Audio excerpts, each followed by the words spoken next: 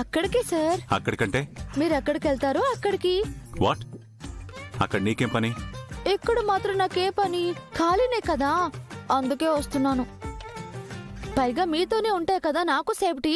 ఏంటి, ఇంతమంది ఇంట్లో ఉండగా నీకేమవుతుంది? నువ్వు ఇంట్లో ఉండడమే సేఫ్టీ. లోపలికి వెళ్ళు.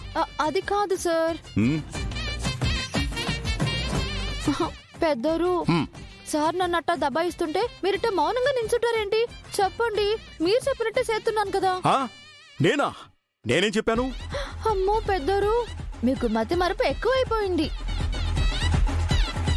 మీరే కదా నీ పానానికి చాలా ప్రమాదం ఉంది, అందుకే నువ్వెప్పుడు రుద్ర ఎంటే ఉండు. రుద్ర తప్ప నిన్నెవ్వరూ కాపాడలేరు. మన ఇంట్లో కూడా ఇంతమంది ఉన్నా రుద్రే కదా నిన్ను కాపాడారు. కాబట్టి నువ్వు ఇంట్లో కంటే కూడా రుద్ర ఎక్కడికి వెళ్తే అక్కడికే వెళ్ళు, అదే నీకు సేఫ్టీ అని చెప్పారా లేదా? నేను ఇంత చెప్పానా? నేనొద్దు పెద్దరు, రుద్రా సారు చాలా బిజీ, ఆయన పనులు ఆయనకుంటాయి, నానెందుకు డిస్టర్బెన్సింగ్ అని కూడా అన్నాను. అనే ఉంటావు, కానీ మీరేటన్నారు? అదేదో నువ్వే చెప్పు. నిన్ను కాపాడటం తన బాధ్యత, తన బాధ్యత కంటే ఏది ముఖ్యం కాదు. నువ్వు తనతో పాటు ఉండకపోతే నేను చాలా కోపడతానని నాకు వార్నింగ్ ఇచ్చారు కదా. అవును, ఇచ్చే ఉంటాను. అందుకే నాను మీతో పాటు వస్తున్నాను. చూడు, నీ ట్రిక్స్ నా దగ్గర ప్లే చేయకు. రుద్ర, తను చెప్పింది కూడా నిజమే.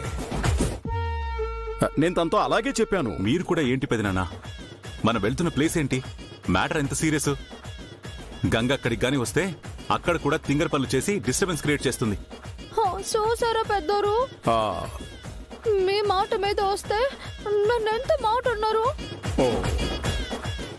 నిన్ను కోర్టుకొచ్చాను, నేనేమైనా చేశానా?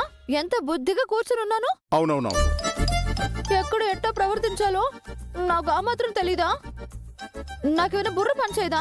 పనిచేస్తుంది, బాగా పనిచేస్తుంది. అదే నీతో ప్రాబ్లం. అదే సార్, నా వల్ల ప్రాబ్లమింగ్ అయితే నేను వెళ్ళిపోతాను. అయ్యో గంగా గంగా, బాధపడకు. నన్ను ఓదార్చడం కాదు, అక్కడ మనసు చేయండి. పాపం ఎలా బాధపడుతోందో. రాని రుద్ర,